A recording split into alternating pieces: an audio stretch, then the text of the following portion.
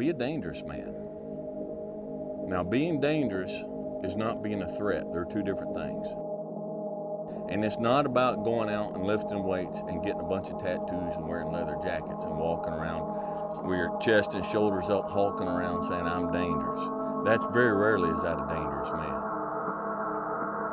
Often the most dangerous man in the room is the quietest man in the room.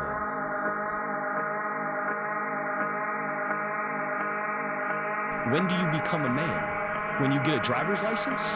Like, what do we do? You're 16, we give you a driver's license. Okay, well, like, you get a job?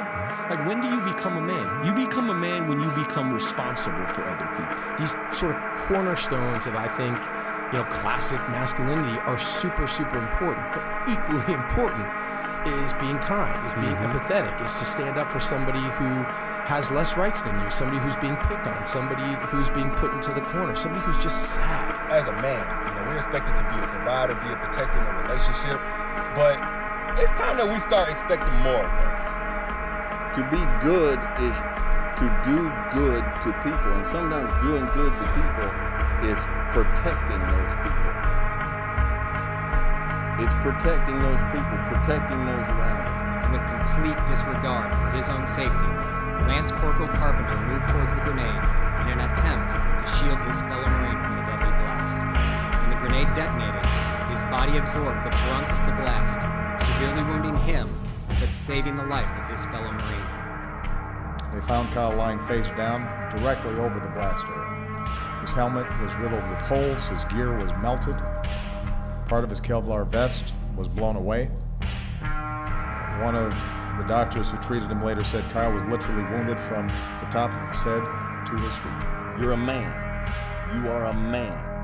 Stand up and be a man. Make the hard decisions, make the sacrifices, make the unpopular decisions, and become comfortable in your own skin.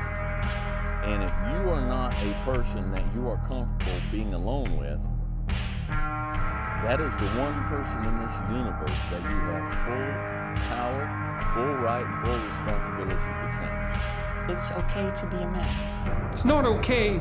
It's necessary. What the hell are we going to do without men?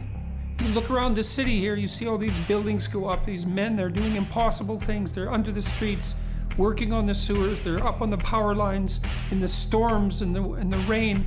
They're keeping this impossible infrastructure functioning, this thing that works in a miraculous manner. They work themselves to death, and often literally.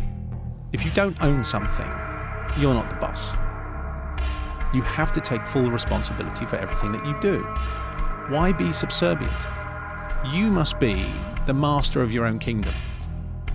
I grew up in a culture that told me going to war made you a man. Going to prison and coming back makes you a man. Making $1 million makes you a man, and it doesn't. There's a massive infrastructure of unbelievably hardworking, solidly laboring, working class men breaking themselves in half on a regular basis, making sure that everything that always breaks works.